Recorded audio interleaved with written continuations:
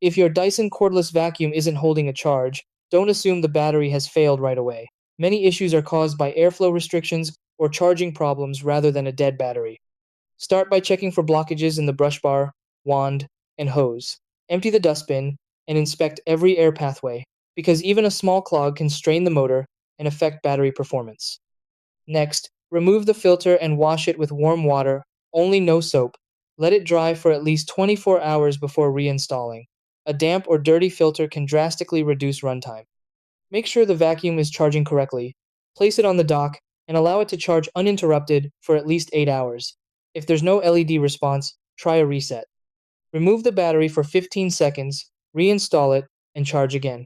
You can also fully discharge the vacuum until it stops running, then recharge it completely without interruption. Another option is the trigger reset method. Plug it in and hold the trigger for about 20 seconds. Keep in mind Dyson batteries typically last 3 to 5 years and perform best between 64 to 82 degrees Fahrenheit. If the LED flashes red more than 12 times, the battery likely needs replacement.